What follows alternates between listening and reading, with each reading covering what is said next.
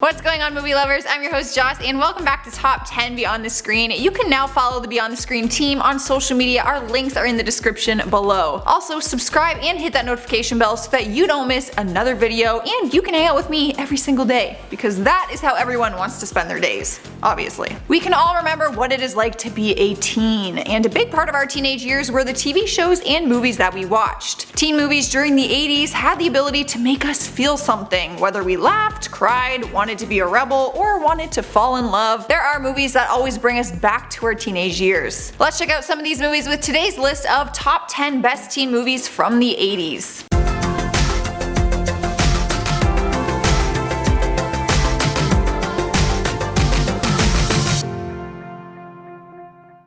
Starting off our list at number 10 is Dirty Dancing. The romantic drama movie came out in 1987, starring a young Jennifer Grey and Patrick Swayze. It follows the story of a girl wanting to enjoy her youth while it lasts, but ends up getting stuck at a sleepy resort with her parents all summer. However, she ends up meeting the resort's dance instructor Johnny, who takes her on as his new dancing partner. The rest is pretty much history after that. We get to watch the two of them fall in love like Romeo and Juliet as her dad forbids her from seeing him. You know, the typical 80s teen relationship. But she's determined to help him perform his last big epic dance of the summer and beyond, Dirty Dancing. Every girl who went on vacation after this was pretty much expecting to find the love of their life and also dance their way into a fairy tale ending. And let's also not pretend like we all didn't want to start taking dance lessons after that. To sum it up, this movie was every girl's dream. Guys probably could have lived without this one. At number 9 is The Karate Kid. This 1984 movie had every single kid wanting to be the next Karate Kid. We all started going around our living rooms punching shit and kicking our siblings, acting like we were literally the next black belt champion. And if you deny that, I just think you're lying. The movie follows a young kid named Daniel who moves to California with his mom but quickly finds himself the target of a group of bullies who just so happen to be taking karate classes. But Daniel one-ups them and becomes friends with Mr. Miyagi, a repairman who just so happens to be a martial arts master himself. Only in movies does life work out like that. We get to see Miyagi take Daniel under his wing and train him to compete against the brutal Cobra Kai. The movie was probably the Fight Club for teens at the time. The movie has since been remade, but nothing beats the original, which is now a cult classic. Swiping the number 8 spot on our list is Pretty in Pink, the 1986 movie that was filled with some innocent teen drama and a whole lot of comedy, which is like what teens live for, right? Give them the tea, but make them laugh, you know? The movie follows a group of characters who all go to a high school in Chicago, and naturally, a girl named Andy is an outcast. She spends her time hanging out with her older boss from the record store she works at, or her classmate Ducky, who low-key is in love with her. But then one of the rich and popular kids from the school named Blaine asks Andy out, which obviously throws the whole school into a spin because it just seems too good to be true. Regardless, she begins to fall for him, but we get to see how difficult it is when they are both from different social classes. The movie was rated a 79% on Rotten Tomatoes, so you know that it's somewhat worth watching, although shame on you if you haven't already. Taking over our number 7 spot is The Goonies. You can't help but fall in love with every kid in this movie. Not in like the heart emojis way, well maybe, but because of their characters and friendship are just so much fun to watch. The 1985 movie follows a group of adventurous kids who take on a developing company who are trying to destroy their home so that they can build a country club. They end up finding an old pirate map in the attic, as one does, so of course they follow it, which leads them to an underground cavern. They are determined to search for the lost treasure, but of course run into a lot of obstacles along the way. Watching this as a kid, you literally wanted nothing more than to find a treasure map like this one in your attic, but I honestly don't think it would ever be the same unless you were doing that hunt with the Goonies. Seriously, I want to be a Goonie. And at number 6 is 16 Candles, the movie that made us all believe in young love, definitely the best teen romance of all time. The 1984 movie follows the story of a young girl named Samantha who is facing her 16th birthday and having some dread about it because it is overshadowed by her sister's upcoming wedding. She has her eyes and heart set on an older boy named Jake, but she's scared that her chastity will be a huge turnoff for the popular senior.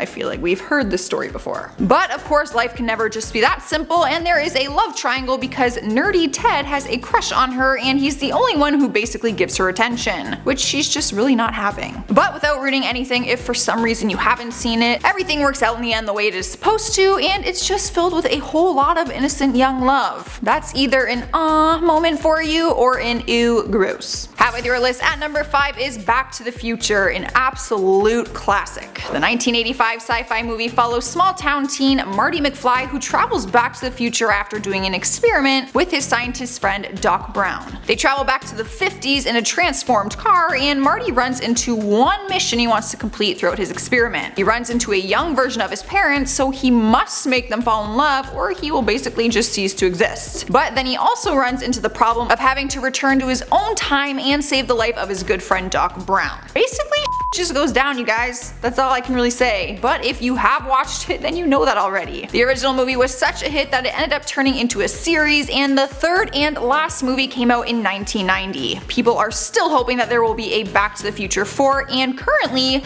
there are rumors flying around that there might be, so fingers crossed. Here we are at number 4 with Labyrinth. I feel sorry for you if this movie was not a part of your childhood. The 1986 cult classic still gives us the memory of the incredible performance of David Bowie. The movie follows a teenager named Sarah into this maze where her baby brother got lost in. However, it was actually all of her fault. She was babysitting her baby brother Toby, but didn't want to be, as any teenager wouldn't want to be. She was reading a book called The Labyrinth and ends up wishing out loud that her brother be taken away by the goblins in reference to her book. Sure enough, it happens. So throughout the movie she journeys through it trying to find him, but along the way runs into a bunch of crazy and weird things. No one could forget the talking blue-haired worm. In the maze she runs into the Goblin King, aka David Bowie. The maze almost reminds me of a world like Alice in Wonderland where there's talking animals, songs, dance, just kinda weird stuff all around. But as a kid we loved every second of it, and some of us might have second guessed wishing our siblings would be taken away after that. Alright guys, at number 3 is Beetlejuice. The 1988 movie is jam-packed with huge stars like Alec Baldwin, Winona Ryder, Gina Davis, and Michael Keaton. The movie is a mix of fantasy and horror, so it might have actually scared some of you as a kid. Not gonna lie, some parts were a little creepy for me, but I was also just like a big baby. The story follows Barbara and Adam Maitland, who die in a car accident but then find themselves stuck haunting their country home, unable to leave. When the Dietzies family buys the home, the Maitlands try and scare them away, but they are not successful. Instead, they end up attracting Beetlejuice to try and help them, which is a rambunctious spirit who becomes a danger for the Maitlands and Lydia, the teenage daughter of the new family. You either love Beetlejuice or you were completely terrified of him, but he definitely puts some life in the afterlife. Let's just say that. At number 2 is Ferris Bueller's Day Off. The hilarious and dramatic teen movie came out in 1986 and had every teenager wondering how they could start fooling their principal the way Ferris did. Throughout the movie we see a teen named Ferris Bueller having an incredible skill at skipping his classes and getting away with it. He has plans to make one last skip before his graduation, so he calls in sick and steals a Ferrari and heads off on a journey through Chicago for the day. However, his principal has caught on and is on his tail the entire trip, determined to catch him in the act. It was so much fun as a kid to watch this because the majority of us, unless you were like one of those teachers' pets, were cheering Ferris on to get away with it just one last time. When I was a kid he was like my hero because skipping class never worked out for me like that. Not that I am encouraging this either, stay in school kids. Taking our number 1 spot is The Breakfast Club. I'm not sure if this is surprising to anyone or not, but it really shouldn't be. Back in 1985 we were blessed with this iconic cult classic, which was filled with a mix of drama and comedy. 5 high school students from different social groups end up in a Saturday detention together under the power of their principal. The group includes the rebel named John, the princess Claire, the outcast named Allison, the nerdy Brian, and Andrew the jock. Throughout the movie we see them all share their own stories, which makes them see each other in a whole different light. By the end of the detention, we are all left questioning whether school will ever be the same again. You can't help but fall in love with all of the different characters and also the idea of a Saturday detention. Pretty sure it's illegal, but this movie has made detention look like so much fun. Again though, I am not encouraging you to get yourself a detention.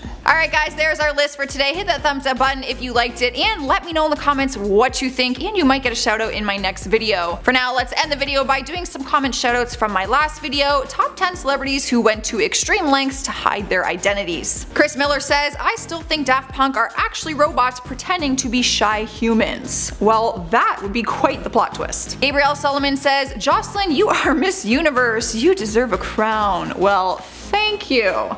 Honestly, I am nowhere near classy enough for that title. Liverpool fan says, who's your favorite artist? Well, everyone knows that I'm obsessed with Miley Cyrus, but I'm really liking Billie Eilish. Mama Pink says, brilliant marketing on their part. It's also a smart choice to be able to live a paparazzi-free life. I totally agree. I just don't think I would be able to keep it up for that long. I would hate having something like on my face at all times. Alright, we are at the end here. Make sure to subscribe if you haven't already. And to keep watching more Beyond the Screen videos, just click the icon that will appear right over here as soon as I stop talking. I'm your host Joss. I will see you next time.